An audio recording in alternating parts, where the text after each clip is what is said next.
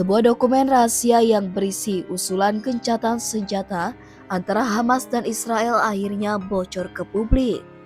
Isinya persyaratan rumit, termasuk penyerahan sandera hidup dan tewas, penarikan pasukan Israel, serta distribusi bantuan besar-besaran. Bocoran ini terjadi tepat saat Benjamin Netanyahu hendak bertolak ke Gedung Putih. Apakah ini sinyal kesepakatan damai atau justru awal dari konflik diplomatik baru? Dokumen bocoran itu muncul tepat sebelum Perdana Menteri Israel Benjamin Netanyahu berangkat ke Washington DC Minggu 6 Juli 2025.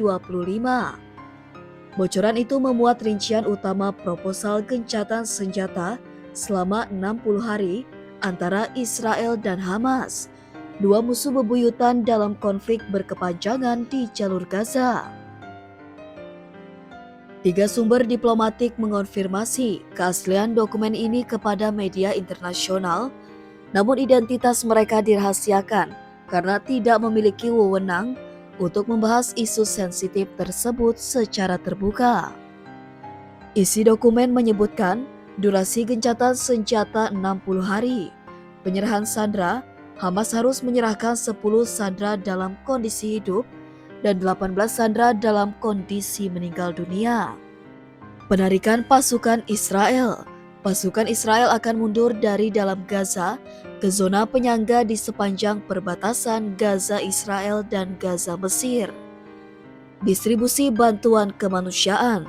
Bantuan dalam jumlah besar akan masuk ke Gaza dan didistribusikan oleh badan-badan PBB serta Bulan Sabit Merah Palestina.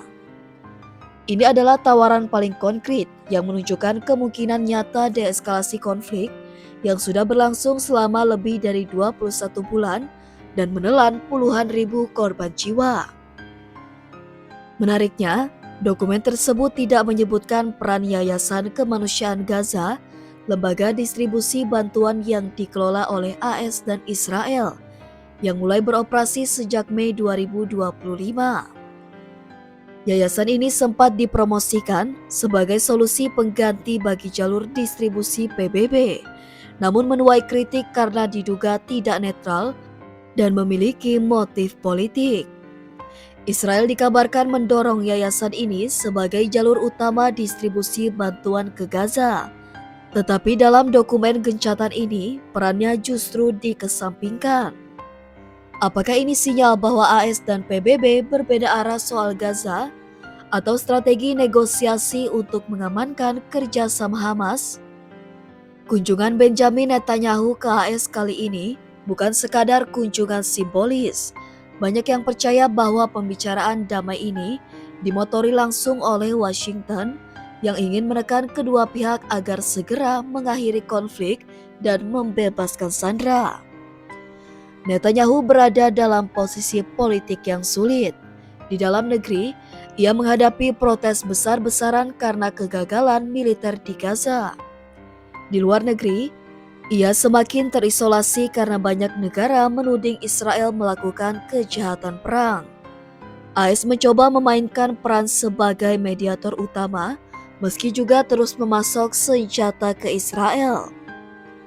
Meskipun isi dokumen sudah bocor ke publik, banyak pertanyaan besar masih menggantung. Apakah Hamas bersedia menyerahkan sandera dalam jumlah itu? Apakah Israel sungguh-sungguh akan menarik pasukannya dari dalam Gaza? Bagaimana dengan kendali atas bantuan kemanusiaan? Apakah PBB bisa netral?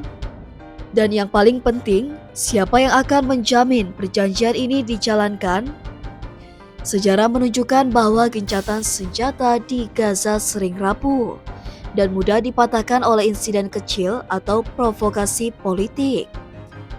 Jika gencatan senjata ini benar-benar terjadi dan bertahan selama 60 hari, maka akan menjadi jeda kemanusiaan terbesar sejak perang meletus. Ribuan nyawa bisa diselamatkan, komunitas internasional bisa memulai langkah diplomasi yang lebih serius. Bagi Indonesia dan dunia Muslim, isu Gaza adalah perhatian utama dan setiap proses damai perlu terus diawasi agar tidak menjadi sandera kepentingan geopolitik negara besar. Gencatan senjata selalu terdengar indah di atas kertas, tapi pelaksanaannya penuh rintangan. Apakah Netanyahu dan Hamas benar-benar siap menghentikan perang? Atau ini hanya strategi politik? Menjelang tekanan internasional di PBB dan Gedung Putih,